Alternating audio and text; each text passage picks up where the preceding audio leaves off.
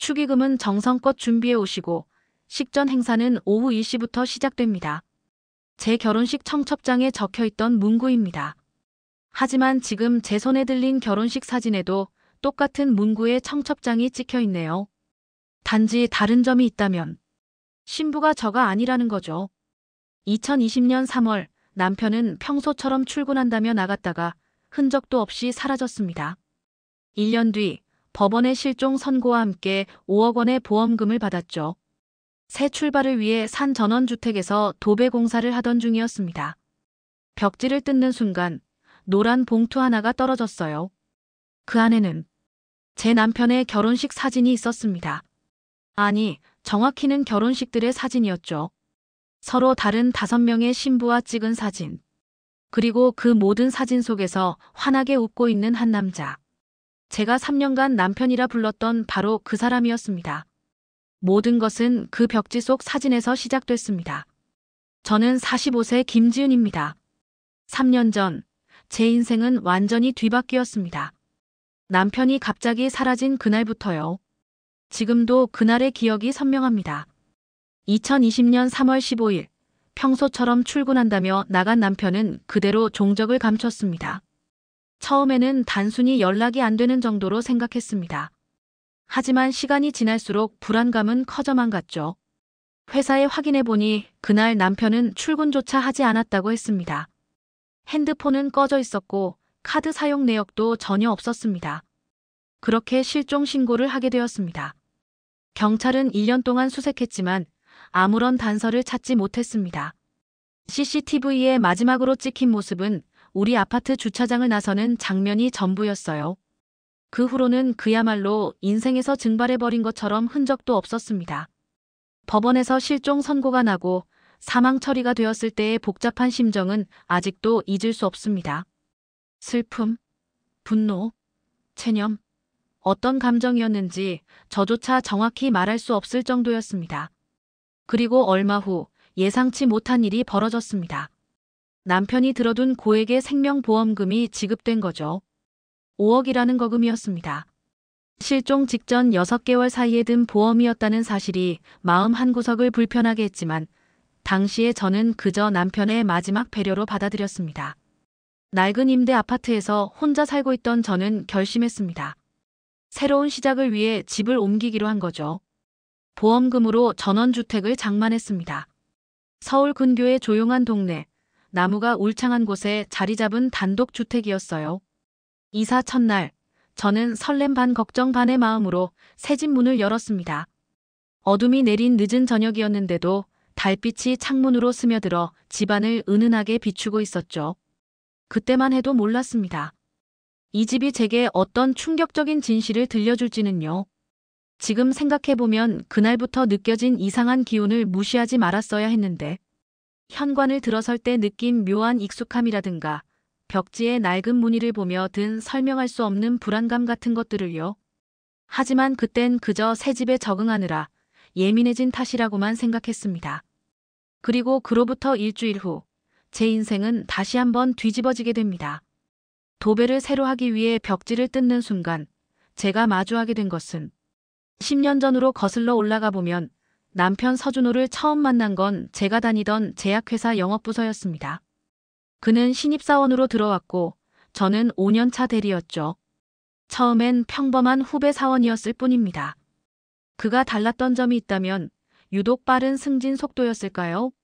입사 2년 만에 저와 같은 대리 직급이 되었고 영업 실적은 항상 최상위권이었습니다. 지금 생각해보면 그때부터 의심했어야 했는데 너무나 완벽한 영업 실적, 이상할 정도로 순조로운 승진이었습니다. 우리의 관계는 회식 자리에서 시작됐습니다. 다른 직원들이 모두 귀간 후 둘만 남아 밤늦게까지 이야기를 나눴죠. 그는 저와 비슷한 유년 시절을 보냈다며 공감대를 형성했고 자신의 꿈과 목표를 진지하게 이야기했습니다. 지금 생각하면 그것도 모두 거짓말이었겠지만요. 청혼은 갑작스러웠습니다. 교제 3개월 만이었어요. 너무 빠르다는 주변의 만류에도 그의 진지함과 성실함을 믿었습니다. 부모님도 처음엔 반대하셨지만 몇 번의 만남 끝에 그의 매너와 말솜씨에 마음을 돌리셨죠. 결혼식은 작고 소박했습니다. 하객도 많지 않았고 그의 가족은 멀리 산다는 이유로 부모님만 참석하셨어요. 신혼여행도 짧게 다녀왔습니다. 그가 회사 일이 바쁘다면서요. 모든 게 서둘러 진행됐지만 당시에 저는 그의 적극적인 모습에 오히려 감동했었네요. 하지만 결혼 초부터 이상한 점들이 눈에 띄기 시작했습니다. 주말마다 이어지는 출장, 늦은 밤에 업무 전화, 갑자기 비워지는 통장 잔고. 물어보면 늘 그럴듯한 핑계가 있었고 저는 그것을 믿으려 했습니다. 특히 이상했던 건 그의 과거 사진이 전혀 없다는 점이었어요. 학창시절 앨범이나 가족사진 한 장 없이 오직 저와 찍은 사진들 뿐이었습니다. 물어보면 이사하면서 잃어버렸다는 말만 되풀이했죠. 결혼 2년 차부터는 잦은 해외 출장이 시작됐습니다. 한 달에 한 번꼴로 일주일씩 자리를 비웠죠. 회사에서 인정받는 실적 덕분에 누구도 의심하지 않았습니다. 저 역시 그저 자랑스러운 남편이라고만 생각했죠. 지금 돌이켜보면 모든 것이 계획적이었다는 생각이 듭니다. 첫 만남부터 빠른 결혼, 그리고 그 이후의 모든 행동들까지 마치 잘 짜여진 각본처럼 움직였던 거죠. 하지만 그때의 저는 사랑에 눈이 멀어 아무것도 보지 못했습니다. 실종 6개월 전부터 남편의 행동은 더욱 이상해지기 시작했습니다. 가장 먼저 눈에 띈 건 그의 출장 패턴이 바뀌었다는 점이었어요. 원래도 잦은 출장이 있었지만 갑자기 3-4일짜리 단기 출장이 잦아졌거든요. 그것도 항상 주말을 끼고서요. 특히 의심스러웠던 건 전화 통화 습관이었습니다. 항상 베란다나 주차장에서 통화를 했어요. 제가 다가가면 황급히 전화를 끊곤 했죠. 거래처와의 민감한 얘기라서 라고 변명했지만 그의 목소리에서 긴장감이 느껴졌습니다. 통장 잔고의 변동도 심해졌어요. 갑자기 큰 금액이 입금되었다가 며칠 만에 모두 출금되는 일이 반복됐죠. 물어보면 회사 프로젝트 자금이라고 설명했지만 금액이 너무 컸어요. 한 번은 3억이 넘는 돈이 하루 만에 들어갔다 나갔어요. 그리고 가장 이상했던 건 갑자기 고액의 보험에 가입하기 시작한 거였습니다. 처음엔 저를 수익자로 한 2억짜리 생명보험이었어요. 한 달 뒤엔 또 다른 보험사의 3억짜리. 제가 의아해하자 만약의 사태를 대비하는 거다라며 웃어넘겼죠. 집에서의 행동도 달라졌습니다. 늦은 밤까지 노트북을 들여다보며 무언가를 열심히 검색했어요. 제가 다가가면 화면을 급히 닫았죠. 한 번은 실수로 본 화면에 해외 이민이라는 검색어가 있었던 것 같았어요.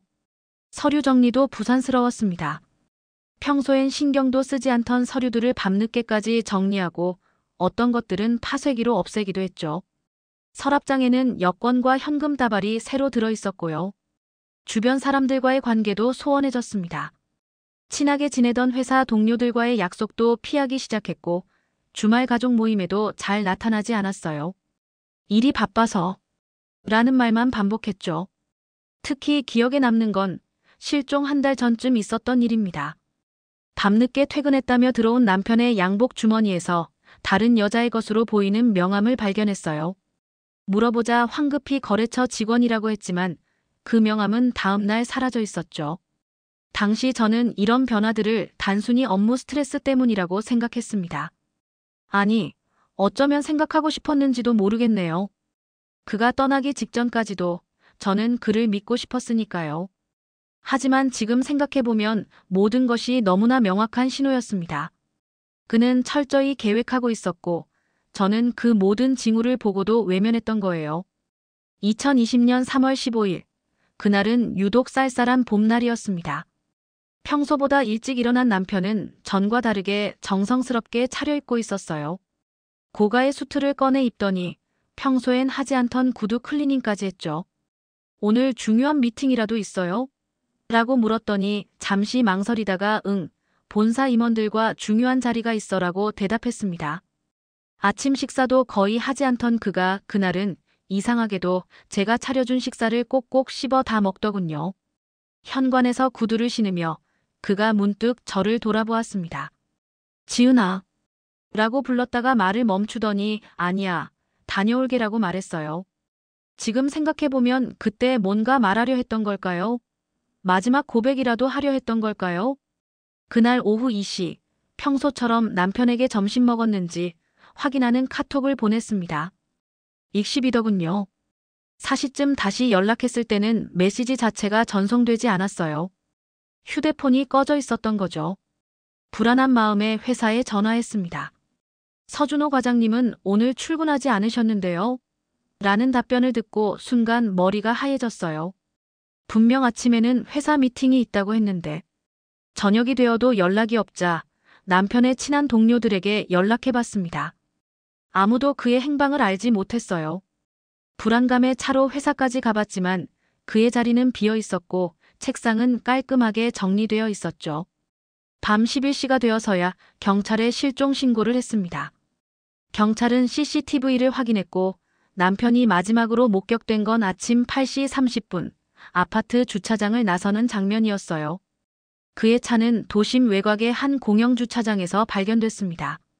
차 안에는 그의 회사 노트북이 깔끔하게 놓여 있었고 조수석에는 봉투 하나가 있었어요. 열어보니 현금 300만 원과 함께 짧은 편지가 들어 있었습니다. 미안해라는 두 글자뿐이었죠. 그날 이후 저는 수없이 그날 아침을 떠올렸습니다. 평소와 다른 그의 행동들, 마지막 순간의 망설임, 미처 하지 못한 말들. 모든 것이 계획된 이별이었다는 걸 그때는 왜 알아채지 못했을까요? 경찰 조사 과정에서 알게 된 사실이지만 그날 아침 그는 인천공항에서 목격됐다고 해요. 하지만 CCTV에 찍힌 건 로비까지였고 실제 출국 기록은 없었답니다. 마치 공항에서 증발이라도 한 것처럼요. 경찰 수사는 처음부터 난항을 겪었습니다. 남편의 행적을 추적하는 과정에서 드러난 것들이 하나같이 미스터리였거든요. 공항 CCTV에 찍힌 그의 모습을 마지막으로 모든 흔적이 깨끗하게 사라졌습니다. 가장 이상했던 건 그의 신분 관련 서류들이었어요. 경찰이 조사하면서 알게 된 사실인데 남편이 제출했던 학력 서류 중 일부가 위조된 것으로 의심된다는 거였어요. 회사에 제출한 대학 졸업장의 일련 번호가 실제 발급 기록과 일치하지 않았다고 해요. 수사가 진행될수록 더 많은 의문점들이 드러났습니다. 그가 평소 거래했다던 회사들 중 일부는 실체가 없는 페이퍼 컴퍼니였어요. 그런데도 거기서 큰 금액의 거래가 이루어졌다는 기록이 있었죠. 돈 세탁이었을까요? 은행 계좌 조사에서도 수상한 점이 발견됐습니다. 실종 전 6개월 동안 여러 개의 계좌로 나눠서 돈이 입금됐다가 인출됐더군요. 총액이 10억이 넘었답니다. 경찰은 이것이 보험 사기나 다른 범죄와 연관됐을 가능성을 조사했지만 뚜렷한 증거는 찾지 못했어요. 남편의 회사 동료들도 수사선상에 올랐습니다. 하지만 대부분은 성실하고 똑똑한 직원이었다라는 비슷한 증언만 했죠. 다만 한 여직원이 특이한 증언을 했어요. 실종 전날 밤늦게 사무실에서 서류를 파쇄하는 모습을 봤다는 거였죠. 핸드폰 위치 추적도 시도했지만 소용없었습니다. 실종 당일 오후부터 전원이 꺼져 있었거든요. 통화 기록을 조사해보니 마지막 몇 달간 자주 연락한 번호들이 모두 선불폰이었대요. 지금은 더 이상 사용되지 않는 번호들이었습니다. 경찰은 공항 주변 렌터카 업체들도 수소문했어요. 한 업체에서 남편과 비슷한 인상의 남자가 차를 빌려갔다는 진술을 확보했지만 그 차는 인천의 한 주차장에 버려진 채 발견됐습니다. 수사가 1년 가까이 진행되는 동안 저는 거의 매일 경찰서에 들락거렸어요. 새로운 단서가 나오길 기다리면서요. 하지만 돌아오는 건 아직 확실한 단서가 없다는 답변뿐이었죠. 결국 경찰은 미제 사건으로 분류했습니다. 실종 사건이라고는 하지만 사실상 계획된 도주의 가능성이 높다는 게 경찰의 결론이었어요. 하지만 범죄와의 연관성을 입증할 만한 직접적인 증거는 찾지 못했다고 해요. 그렇게 1년이 지나고 법원에서 실종 선고가 났습니다. 모든 것이 미스터리로 남은 채로요. 하지만 지금 생각해보면 그때 경찰이 놓친 어떤 결정적인 단서가 있었을지도 모르겠어요. 제가 발견한 이 집의 벽지 속 사진처럼요. 보험금을 받고 새 집을 알아보기 시작한 건 작년 겨울이었습니다. 오랫동안 살았던 아파트에는 더 이상 있고 싶지 않았어요. 남편과의 추억이 곳곳에 배어 있었거든요. 그래서 전원주택을 찾아보기 시작했죠. 부동산 앱을 뒤지던 중 우연히 이 집을 발견했습니다. 경기도 양평의 한적한 동네, 2층짜리 단독주택이었어요. 사진만 봐도 마음이 끌렸죠. 울창한 정원수들과 아담한 마당, 햇살 잘 드는 거실까지. 가격도 제가 생각한 것보다 훨씬 저렴했어요. 첫 방문 때부터 이상한 느낌은 있었습니다. 집을 보여주던 부동산 중개인의 태도가 조금 불안해 보였거든요. 급매물이라 가격이 착하다면서도 뭔가 말하고 싶은 게 있는 듯 어물쩡거렸어요. 하지만 저는 그런 느낌을 무시했습니다. 집이 너무 마음에 들었거든요. 게다가 주변 시세보다 1억 이상 저렴한 가격이었죠. 중개인은 집주인이 해외 이민 가시는 분이라 빨리 처분하고 싶어 하신다고 설명했어요. 계약 과정도 순조로웠습니다. 등기부등본이나 건축물 대장도 깨끗했고 특별한 하자도 없었어요. 다만 특이했던 건 이전 소유주들의 거주 기간이 모두 짧았다는 거예요. 1년 미만으로 소유권이 계속 바뀌어 있었죠. 이사 날짜가 다가오면서 이상한 일들이 생기기 시작했습니다. 이삿짐 센터에서 갑자기 일정 변경을 요청해 왔어요. 직원 한 명이 그 집으로는 이사 가기 싫다고 했다나요. 결국 다른 업체를 섭외해야 했죠. 이사 전날 집 청소를 하러 왔던 청소 아주머니도 이상한 말을 남기고 가셨어요. 이 집에 뭔가 있는 것 같다면서 음침한 기운이 느껴진다고요. 미신이라 생각하고 넘겼지만 지금 생각하면 그때 좀 더 주의를 기울였어야 했나 봅니다. 이사 당일 처음으로 집 열쇠를 받아들었을 때의 기분이 아직도 생생해요. 새 출발에 대한 설렘도 있었지만 왠지 모를 불안감도 있었죠. 현관문을 열었을 때 느껴진 묘한 냄새, 마치 오래된 종이 냄새 같았어요. 짐을 정리하면서 몇 가지 특이한 점을 발견했습니다. 벽지가 군데군데 불룩하게 튀어나와 있었고 어떤 방은 다른 방보다 벽이 유독 두꺼워 보였어요. 2층 작은 방의 벽에는 희미한 물자국 같은 게 있었고요. 그때는 오래된 집이라 그러려니 했습니다. 어차피 도배도 새로 할 예정이었으니까요. 하지만 그게 제 인생을 뒤흔들 비밀의 시작이 될 줄은 몰랐죠. 벽지 속에 숨겨진 그 사진을 발견하기 전까지는요. 이사 온 지 일주일째 되던 날이었습니다. 도배업자를 불러 벽지 교체 작업을 시작했어요. 거실부터 시작해서 방으로 이어지는 작업이었죠. 특별할 것 없는 평범한 작업이었습니다. 적어도 2층 작은 방의 벽지를 뜯기 전까지는요. 도배업자 아저씨가 갑자기 저를 불렀습니다. 사모님, 이거 좀 보세요. 벽지를 뜯어내다 발견한 것은 낡은 봉투였어요. 시간이 꽤 지났는지 누렇게 변색되어 있었죠. 봉투를 조심스럽게 열었을 때 저는 그 자리에서 주저앉을 뻔했습니다. 그 안에는 제 결혼식 사진이 들어있었어요. 하객들과 함께 찍은 단체 사진이었는데 분명 10년 전 제 결혼식 때 찍은 사진이 맞았습니다. 하지만 이상했어요. 이 사진에는 제가 기억하지 못하는 사람들이 더 있었거든요. 특히 충격적이었던 건 하객들 사이에 서 있는 낯선 여성이었습니다. 제 남편과 나란히 서서 환하게 웃고 있었어요. 웨딩드레스를 입은 여자였죠. 그런데 그 여자는 제가 아니었어요. 사진 뒷면에는 날짜가 적혀 있었는데 제 결혼식보다 3년 전이었습니다. 순간 온몸에 한기가 돌았어요. 머리가 어지러웠고 숨이 막힐 것 같았습니다. 도배업자 아저씨도 상황이 심상치 않음을 느꼈는지 계속할까요? 라고 조심스럽게 물었죠. 네, 계속해주세요. 라고 답했습니다. 떨리는 손으로 벽지를 뜯어내기 시작했어요. 그러자 더 많은 사진들이 나왔습니다. 모두 결혼식 사진이었어요. 놀랍게도 신랑은 전부 제 남편이었습니다. 단지 신부만 달랐을 뿐. 총 5장의 결혼식 사진이 나왔어요. 5명의 다른 신부들과 찍은 사진. 날짜도 전부 달랐습니다. 가장 오래된 건 15년 전이었고 제 결혼식 사진이 가장 최근이었죠. 사진들 외에도 여러 가지 서류들이 함께 있었어요. 각각 다른 이름으로 된 신분증들, 위조로 보이는 졸업증명서들, 그리고 여러 장의 보험증권. 모두 제 남편의 얼굴이 담긴 서류들이었습니다. 도배업자 아저씨는 경찰에 신고하는 게 좋겠다고 조언했지만 저는 잠시만 기다려달라고 했어요. 머릿속이 너무 혼란스러웠거든요. 그리고 왠지 더 많은 것들이 나올 것 같은 예감이 들었습니다. 그날 밤 저는 혼자서 그 사진들을 수없이 들여다봤어요. 매번 다른 이름으로 다른 여자들과 결혼식을 올린 남편. 그는 도대체 누구였던 걸까요? 그리고 다른 신부들은 지금 어디에 있는 걸까요? 밤새 잠을 이루지 못했습니다. 다음 날 아침 일찍 저는 도배업자를 다시 불렀어요. 이번에는 집 전체의 벽지를 전부 뜯어내기로 했습니다. 예감이 적중했어요. 2층 안방 벽에서도 1층 거실 벽에서도 새로운 증거들이 쏟아져 나왔습니다. 가장 먼저 발견된 건 통장들이었어요. 서로 다른 이름으로 된 통장이 10개도 넘었습니다. 각각의 통장에는 수억 원의 거래 내역이 찍혀 있었죠. 입금과 출금이 반복되다가 어느 순간 거래가 완전히 끊어진 통장들. 아마도 각각의 피해자들의 것이었겠죠. 안방 벽지 뒤에서는 더 충격적인 것들이 나왔습니다.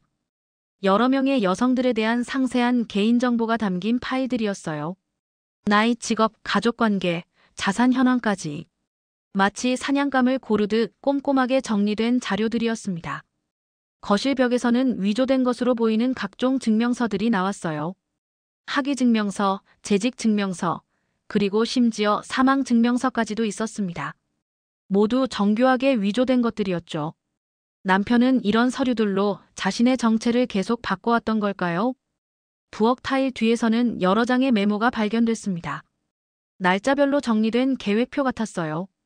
접근 마이너스, 신뢰 형성 마이너스, 청혼 마이너스, 결혼 마이너스, 보험 가입 마이너스, 실종이라고 적힌 내용이 반복됐죠.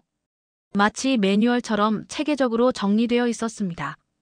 가장 소름 돋았던 건 지하실에서 발견된 노트였어요. 각각의 피해자들에 대한 상세한 기록이 있었습니다. 그들의 습관, 취향, 약점까지. 심지어 그들을 유혹하기 위해 어떤 성격을 연기해야 하는지도 적혀 있었죠. 어 씨는 아버지와 사이가 안 좋은 마이너스 자상한 남자 연기. B 씨는 경제적 어려움 마이너스 성공한 사업가 설정. C 씨는 외로움이 많은 마이너스 헌신적인 남자친구 역할. 이런 식의 메모들이었습니다. 저에 대한 기록도 있었어요.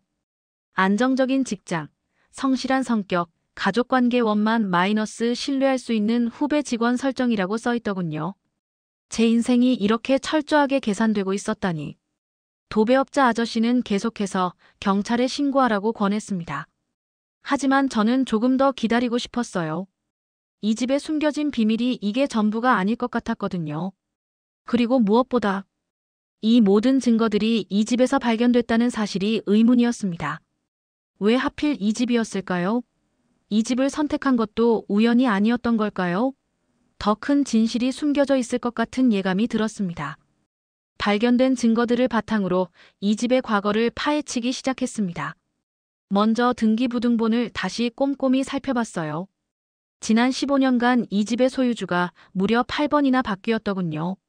그리고 놀랍게도 모든 거래가 1년 이내에 짧은 간격으로 이루어졌습니다. 부동산 중개인을 다시 찾아갔습니다. 처음에는 말을 아끼더니 제가 발견한 증거들에 대해 이야기하자 태도가 달라졌어요. 사실 이 집에 대해 좋지 않은 소문이 있었어요 라며 말문을 열었죠. 중개인의 말에 따르면 이 집에 살았던 사람들은 모두 비슷한 패턴으로 사라졌다고 해요. 대부분 혼자 사는 여성들이었고 갑자기 이민을 간다며 집을 급매물로 내놓았답니다. 하지만 이상하게도 출국 기록은 찾을 수 없었대요. 이웃들을 찾아다니며 물어보기 시작했습니다. 오래 살았다는 옆집 할머니의 증언이 특히 충격적이었어요. 매번 새로 이사 온 여자들은 몇 달 지나면 남자가 함께 살더라고요. 그러다 얼마 안 되어 홀랑 사라지곤 했죠. 동네 부동산들을 더 찾아다녔습니다. 한 곳에서 중요한 정보를 얻었어요. 15년 전 이 집의 첫 번째 주인이 지금의 제 남편과 똑같은 사진의 남자였다는 거예요. 물론 이름은 달랐지만요. 구청에서 건축물 대장을 열람해보니 더 이상한 점이 발견됐습니다. 이 집은 20년 전에 지어졌는데 15년 전에 대대적인 리모델링 공사가 있었더군요. 특이하게도 벽체 공사가 많았답니다. 벽을 이중으로 만들었다는 기록이 있었어요. 경찰 수사 기록도 찾아봤습니다. 이 동네에서 실종 신고된 사람들의 명단을 확인했더니 이 집에 살았던 여성들의 이름이 여럿 있었어요. 모두 미제 사건으로 남아 있었죠. 더 충격적인 건 실종된 여성들의 보험금 청구 기록이었습니다. 모두 실종 직전에 고액의 보험에 가입했고 결국 보험금이 지급됐더군요. 수익자는 모두 달랐지만 청구 과정의 패턴은 똑같았어요. 주민센터에서 이전 거주자들의 주민등록 등본 발급 기록도 확인했습니다. 이사 올 때마다 새로운 세대주 등록이 있었고 몇 개월 후면 남성이 전입신고를 했다가 결국 모두 전출신고 없이 사라졌더군요. 이 모든 기록들이 하나의 사실을 가리키고 있었습니다. 이 집은 단순한 주거 공간이 아니었어요. 남편. 아니, 그 사기꾼의 완벽한 범죄 도구였던 거죠. 피해자들의 흔적을 숨기고 새로운 피해자를 유인하기 위한 거점이었던 겁니다. 한 가지 의문이 남았습니다. 왜 그는 이렇게 많은 증거들을 이 집에 남겨두었을까요? 실수였을까요? 아니면 의도적이었을까요? 그리고 저는 이 집의 마지막 피해자가 될 뻔했던 걸까요? 발견된 증거들을 하나하나 분석하면서 제가 알던 남편의 모든 것이 거짜였다는 사실이 드러났습니다. 그의 진짜 이름조차 알 수 없었어요. 서류들 속에서 발견된 그의 신분증만 해도 7개, 모두 다른 이름이었습니다. 가장 오래된 신분증의 이름은 김태준이었어요. 15년 전 처음 이 집을 구입했을 때 사용한 이름이죠. 그 다음은 박민호, 이상현, 정우진. 그리고 제가 알던 서준호까지. 마치 뱀이 허물을 벗듯 정체성을 바꿔가며 살았던 거예요. 은행 거래 내역을 추적해보니 충격적인 사실이 또 있었습니다.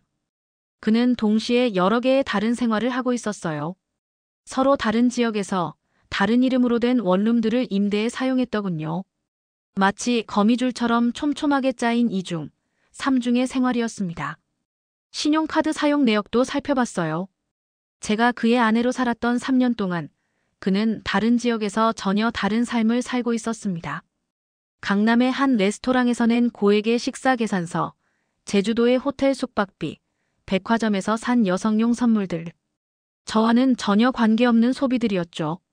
휴대폰 통화 기록도 입수했습니다. 그가 사용한 것으로 추정되는 전화번호만 해도 10개가 넘었어요. 각각의 번호는 서로 다른 통신사를 이용했고 모두 선불폰이었습니다. 완벽한 범죄를 위해 철저하게 준비한 흔적이었죠. 더 충격적이었던 건 SNS 계정들이었어요. 노트북에서 발견된 접속 기록을 통해 여러 개의 가짜 계정을 발견했습니다. 각각의 계정에서 그는 전혀 다른 사람으로 살고 있었어요.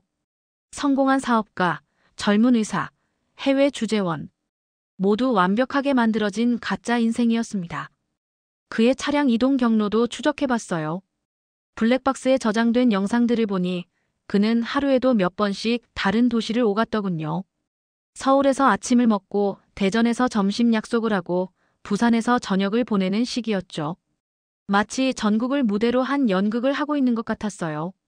이렇게 복잡한 이중 생활을 어떻게 관리했을까 궁금했는데 그의 비밀 다이어리에서 답을 찾았습니다.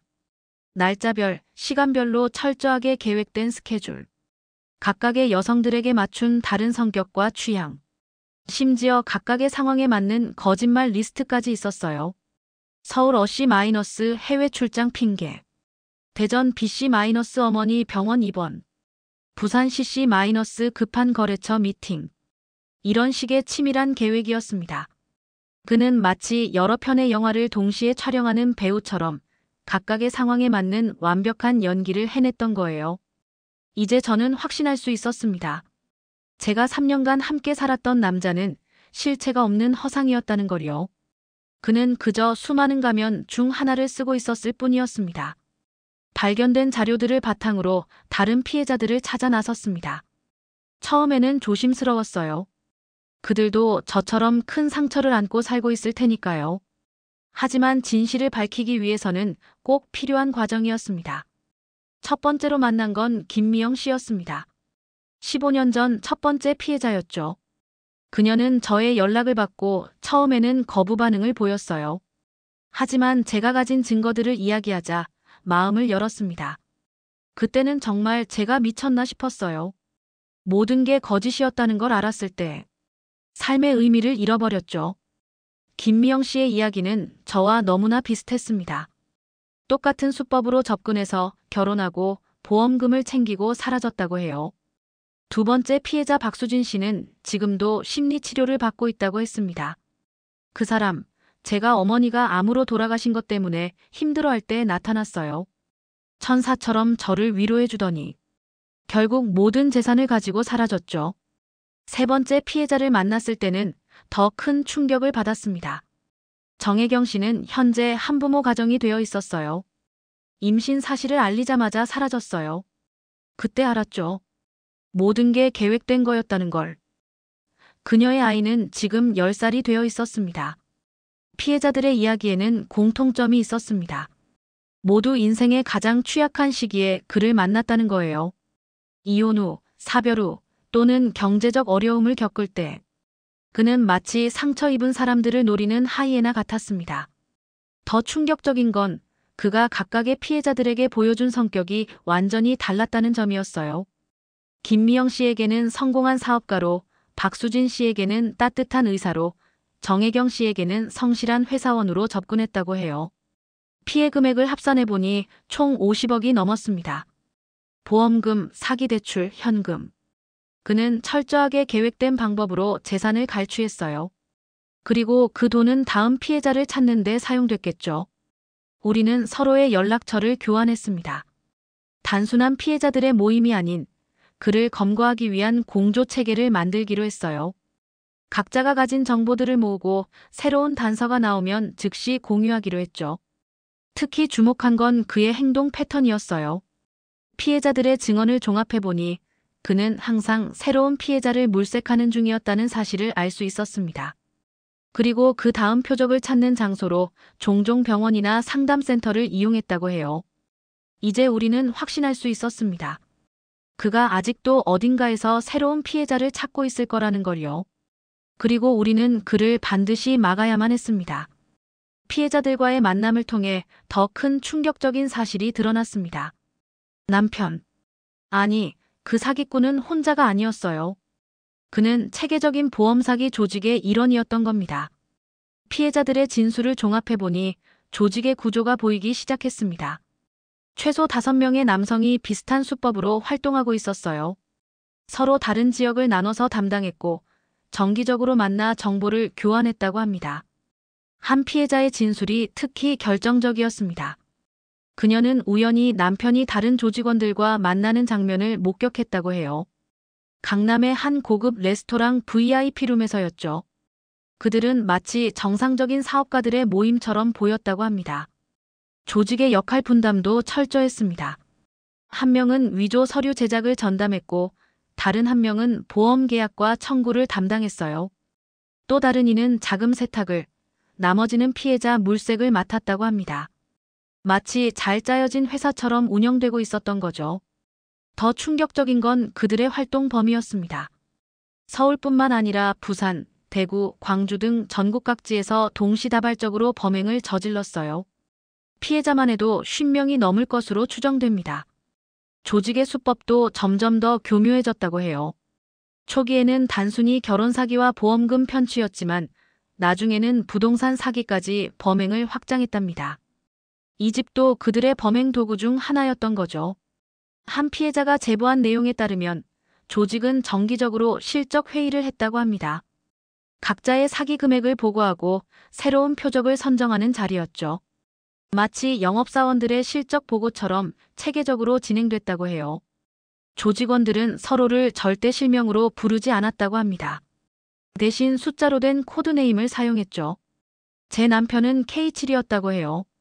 그들은 서로의 진짜 신분을 모르는 상태에서 활동했던 겁니다. 자금 흐름을 추적해보니 더 놀라운 사실이 드러났습니다. 이 조직이 15년간 편취한 금액이 무려 200억 원에 달했어요. 그리고 그 돈은 해외 계좌로 빠져나가 철저하게 세탁됐다고 합니다. 가장 충격적인 건 조직 내부에 현직 금융권 종사자가 있었다는 점입니다. 그는 보험 심사와 청구 과정에서 내부 정보를 제공하고 수사의 눈을 피하는 데 도움을 줬다고 해요. 이제 저는 확신할 수 있었습니다. 제가 마주한 건 단순한 결혼 사기가 아닌 체계적이고 조직적인 범죄 조직이었다는 걸요. 그리고 이들을 검거하기 위해서는 더 큰 힘이 필요했습니다. 모든 증거를 정리해서 경찰서를 찾았습니다. 처음에는 단순 실종 사건을 담당했던 형사였는데 제가 가져간 자료들을 보더니 곧바로 중요 사건으로 분류해 강력계로 이관시켰어요. 이거 단순한 실종이 아니라 조직적인 범죄네요. 강력계 박 형사의 첫마디였습니다. 15년간의 범행, 50명이 넘는 피해자, 200억 원대의 피해. 사건의 규모가 드러나자 경찰도 심각성을 깨달은 듯 했어요. 수사팀이 본격적으로 꾸려졌습니다. 강력계 형사들뿐만 아니라 사이버 수사대, 금융범죄 수사팀까지 합류했어요. 제가 발견한 증거들이 수사의 결정적인 단서가 된다고 했습니다. 특히 벽지 속에서 발견된 위조 신분증들이 중요했다고 해요. 지문 감식 결과 일부 신분증에서 다른 범죄 사건의 용의자 지문과 일치하는 것을 발견했다고 합니다. 그동안 미제로 남아있던 다른 사기 사건들과의 연관성이 드러난 거죠. 금융거래 내역 분석도 시작됐습니다. 수사관들은 각각의 보험금 청구 과정을 면밀히 조사했어요. 그 과정에서 보험사 내부 관계자의 개입 정황도 포착됐다고 합니다. CCTV 영상도 다시 분석했습니다. 남편이 실종됐다고 생각했던 그날 공항에서의 마지막 모습. 수사관들은 그가 어떻게 출국 심사를 피해 나갔는지에 대한 단서를 찾아냈어요. 공항 지하 주차장으로 이동한 후 다른 차량으로 갈아타는 모습이 포착된 겁니다. 전국의 피해자들도 하나둘 경찰서를 찾아왔습니다. 각자가 가지고 있던 증거들이 모이자 사건의 전모가 더욱 선명하게 드러났어요. 조직의 활동 범위, 수법, 자금 흐름까지 모든 것이 밝혀지기 시작했습니다. 수사팀은 24시간 전담반을 꾸렸어요. 조직원들의 통화 내역, 계좌 내역, CCTV 영상을 실시간으로 분석했죠. 그들의 현재 위치를 특정하기 위해 모든 정보를 총동원했습니다. 특히 주목한 건 해외 도피 자금 흐름이었어요. 조직이 사용한 차명 계좌들이 모두 특정 국가들로 연결되어 있다는 사실을 발견했거든요. 태국, 필리핀, 캄보디아, 동남아시아 국가들이었습니다. 경찰은 인터폴과의 공조도 시작했어요. 국제범죄 조직으로 판단하고 해외 도피 가능성이 높은 조직원들의 검거를 위해 각국 경찰과 협력 체계를 구축했습니다. 반드시 검거하겠습니다. 박 형사의 약속이었어요. 저는 그의 말을 믿기로 했습니다. 15년간 이어진 그들의 범행이 마침내 끝나는 순간이 다가오고 있었으니까요. 수사가 본격화된 지 한 달째 되던 날이었습니다. 박 형사에게서 급한 전화가 왔어요. 최근 촬영된 영상을 확보했습니다. 와서 확인해 보시겠어요? 경찰서로 달려갔습니다. 모니터에 재생된 영상은 방콕의 한 호텔 로비 CCTV였어요. 촬영 날짜는 일주일 전. 그곳에서 남편을 발견했습니다. 살아있었고 멀쩡했으며 심지어 다른 여성과 함께였죠. 태국 경찰의 협조로 확보한 영상입니다. 호텔 투숙객 명단에서도 확인됐어요. 박 형사의 설명이 이어졌습니다. 남편은 제임즈 킴이라는 가명으로 체크인했다고 해요. 함께 있던 여성은 한국인으로 추정된다고 했습니다. 더 많은 증거가 나왔습니다. 방콕 시내 곳곳의 CCTV에서 그의 모습이 포착됐어요. 고급 레스토랑, 쇼핑몰, 골프장. 그는 우리가 힘들어하는 동안 호화로운 생활을 즐기고 있었던 겁니다. 은행 거래 내역도 추적됐습니다. 그는 피해자들에게서 갈취한 돈을 여러 단계에 걸쳐 세탁한 뒤 최종적으로 태국 현지 계좌로 이체했더군요. 현재까지 확인된 금액만 해도 50억이 넘었습니다. 특히 충격적이었던 건 그가 현지에서도 같은 수법으로 범행을 이어가고 있다는 사실이었어요. 태국 경찰이 제공한 자료에 따르면 그는 현지 한인 사회에서 성공한 사업가로 위장해 새로운 피해자들을 물색하고 있었답니다. 현지 호텔 직원의 증언도 있었어요. 그는 매달 다른 여성들과 함께 호텔을 이용했다고 합니다. 대부분 한국인 여성들이었고 체류 기간은 보통 일주일 정도였대요. 새로운 피해자들을 유혹하는 과정이었던 거죠. 소셜미디어 계정도 발견됐습니다. 저스턴 킴이라는 이름으로 활동하면서 호화로운 생활을 과시하는 사진들을 올렸더군요. 골프, 요트, 비즈니스석 비행. 모두 피해자들의 돈으로 누리는 사치였습니다. 하지만 가장 가슴 아픈 건 그가 전혀 후회하는 기색이 없어 보인다는 점이었어요. CCTV에 찍힌 그의 모습은 너무나 당당했고 심지어 즐거워 보였습니다. 마치 자신이 저지른 일들이 대단한 성공이라도 된 것처럼요. 곧 검거될 겁니다. 박 형사가 말했어요. 이미 태국 경찰과 공조가 이뤄지고 있었고 체포영장도 발부된 상태라고 했습니다. 이제 남은 건 시간 문제라고 했죠. 그 순간 저는 묘한 감정이 들었습니다. 분노, 연민, 아니면 허탈함. 어쩌면 그 모든 감정이 뒤섞여 있었는지도 모르겠어요. 하지만 한 가지는 분명했습니다.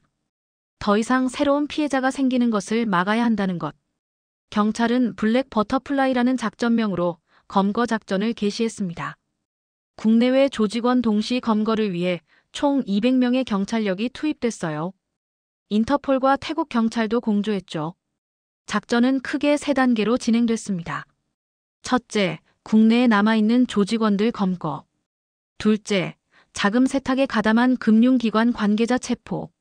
셋째, 태국에서 활동 중인 남편. 아니, 주범 검거였죠. 저는 작전 지휘본부에 있었습니다. 박 형사가 혹시 새로운 정보가 들어올 수 있으니 대기해달라고 요청했거든요. 모니터 여러 대가 설치된 상황실에서 검거 작전이 실시간으로 중계됐습니다. 첫 번째 검거는 새벽 5시에 이루어졌어요. 서울 강남의 한 오피스텔에서 위조 서류 제작을 담당하던 조직원이 잡혔습니다. 그의 집에서는 위조 신분증 제작 장비와 함께 수십 개의 가짜 신분증이 발견됐어요. 두 번째 검거는 오전 7시. 보험 청구를 담당하던 조직원이었습니다. 그는 모 보험사 출근길에 체포됐어요. 현직 보험 심사역이었던 그는 조직의 보험금 청구가 원활히 이루어지도록 도왔다고 합니다. 오전 9시, 자금 세탁책 3명이 동시에 검거됐습니다. 이들은 여러 단계의 차명 계좌를 통해 범죄 수익금을 세탁했어요. 계좌 추적 결과 약 150억 원의 자금이 이들을 통해 해외로 빠져나간 것으로 확인됐습니다. 가장 긴장된 순간은 태국 현지 검거 작전이었어요. 오후 2시, 방콕 시내의 한 골프장. 남편이 자주 가는 곳이라고 했죠. 태국 특수부대가 투입됐고 예상대로 그는 그곳에 있었습니다. 검거 순간의 CCTV 영상을 실시간으로 봤어요. 골프를 치다가 체포되는 순간 그의 표정이 또렷이 보였습니다. 놀람, 당황, 아니었어요. 오히려 체념한 듯한, 어쩌면 예상했다는 듯한 표정이었죠. 작전은 완벽한 성공이었습니다. 총 12명의 조직원이 검거됐고 200억 원대의 범죄 수익금도 대부분 추적됐어요. 해외 도피 자금으로 확보한 부동산과 주식도 압류됐다고 합니다. 검거 직후 긴급 체포영장이 발부됐어요. 범죄 혐의만 해도 사기, 문서 위조, 보험 사기, 자금 세탁 등 10여 가지가 넘었습니다. 구속 수감은 확실해 보였죠. 박 형사가 말했습니다. 이제 곧 한국으로 송환될 겁니다. 피해자분들과 대면하게 될 텐데 준비하시는 게 좋을 것 같네요. 그 말을 듣는 순간 묘한 감정이 밀려왔어요. 3년 만에 다시 그를 마주하게 된다는 생각에 심장이 빠르게 뛰었습니다. 과연 그는 어떤 표정으로 저를 볼까요? 그리고 저는 어떤 말을 해야 할까요? 송환 날짜가 잡혔습니다. 2023년 11월 15일 인천공항을 통해 들어온다고 했어요. 저는 조사실에서 그를 기다렸습니다. 3년 만의 재회. 피해자와 가해자로서의 만남이었죠. 문이 열리고 그가 들어왔습니다. 수갑을 찬 채로.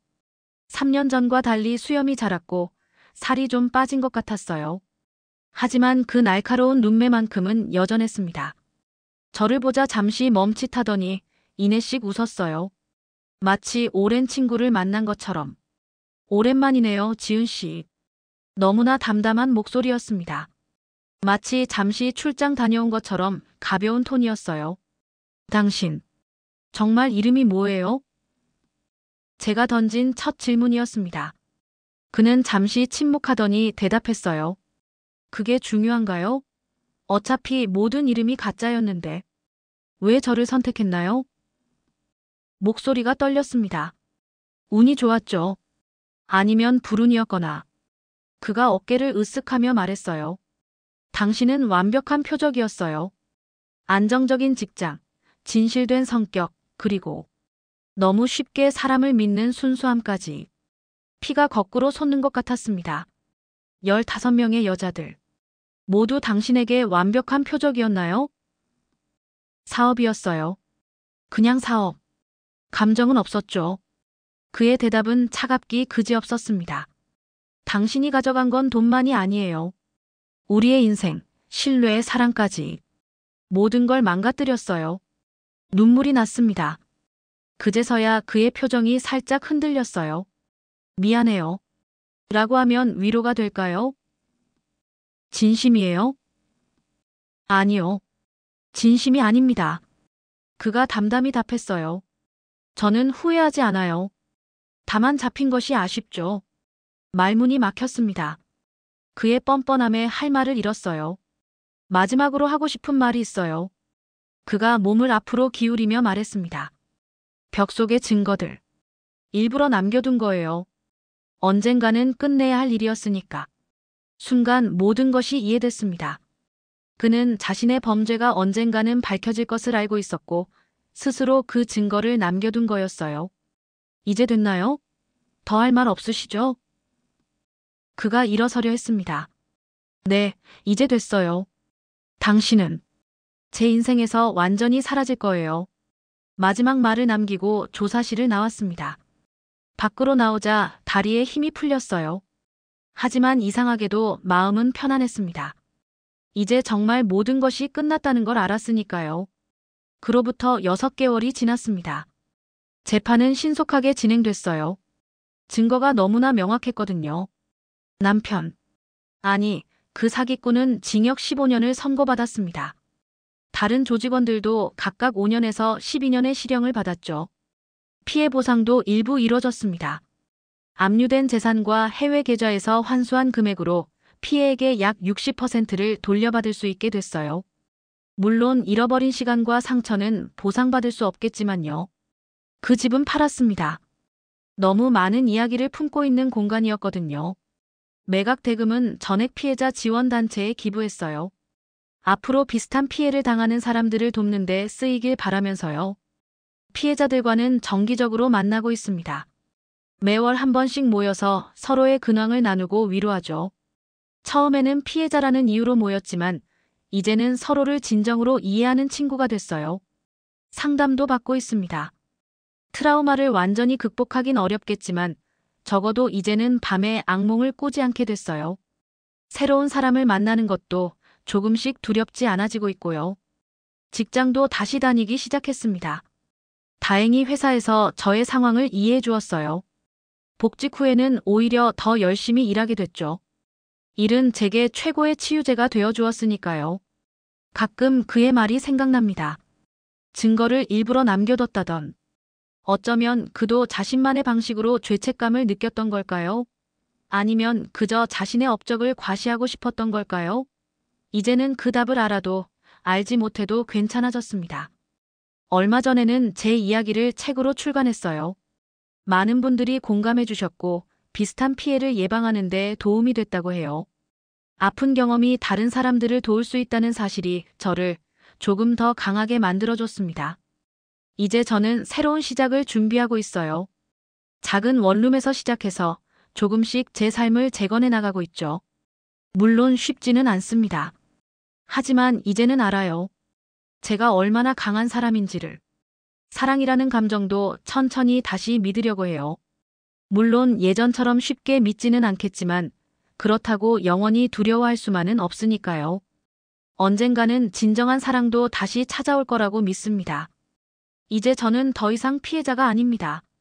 생존자이자 새로운 삶을 시작하는 사람이에요.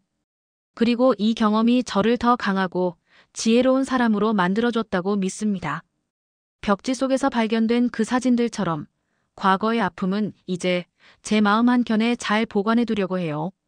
그것을 잊지 않되 더 이상 저를 올가매지 않게 하면서요. 이제 저는 앞으로 나아갑니다. 새로운 이야기를 쓰려고요. 이번에는 제가 주인공이 되어서요.